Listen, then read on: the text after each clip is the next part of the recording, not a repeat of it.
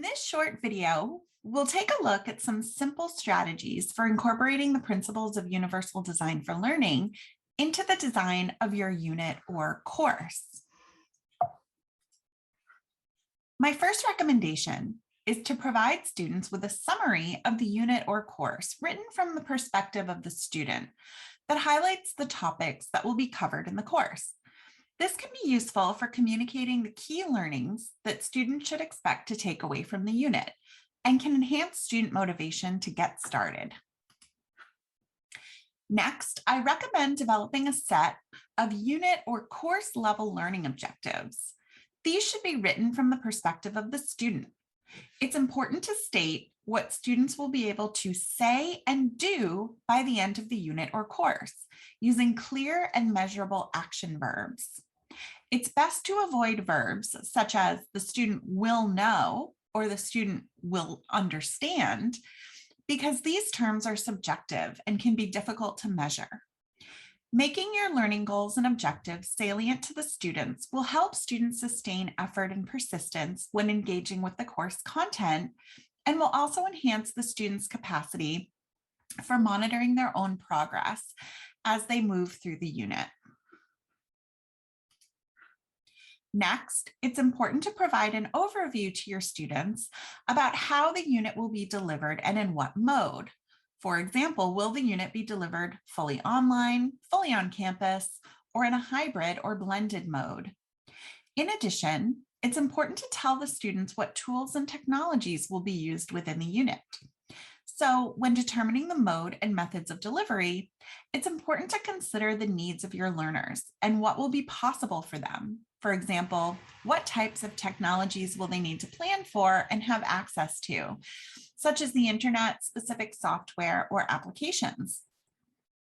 I also recommend providing a link to the accessibility statement for each technology that is used within the unit, so students can learn more about the accessible features that each technology or tool provides.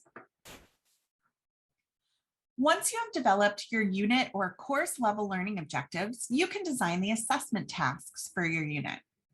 Assessment tasks should be well aligned to the unit or course level learning objectives and should incorporate the measurable action verbs included in your learning objectives. For example, a multi-choice test would probably provide students with an opportunity to identify or select specific concepts, whereas an essay or written assignment would allow students to describe, explain, compare and contrast, and synthesize concepts and ideas. You can think about the different formats that students might be able to present their assessment task in. You might be able to use group projects or presentations that will allow students to collaborate, analyze, share, and assess. You can also think about other forms of media that students might use, such as videos, podcasts, or infographics, and the types of action verbs that these activities would allow students to demonstrate. For example, designing, creating, or summarizing. Providing students with a single clear assessment task, but allowing some flexibility in the format with which the assessment is completed and submitted, can help meet the needs of diverse learners in a proactive yet more manageable way.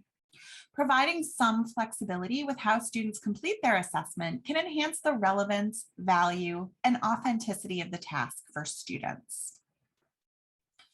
Now that your unit level learning objectives and your assessment tasks have been developed, you can think about selecting the textbook and resources that you will use within your unit or course. Textbooks and resources should be thoughtfully selected and well aligned to the learning objectives. Students should be provided with clear instructions about where to purchase the books or resources.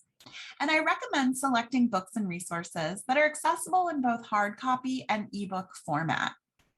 Don't upload and share scans of chapters or PDFs, as these are typically not accessible to students using assistive technologies, such as screen readers. It's important to ensure that all readings, such as journal articles that are shared with your students, are accessible.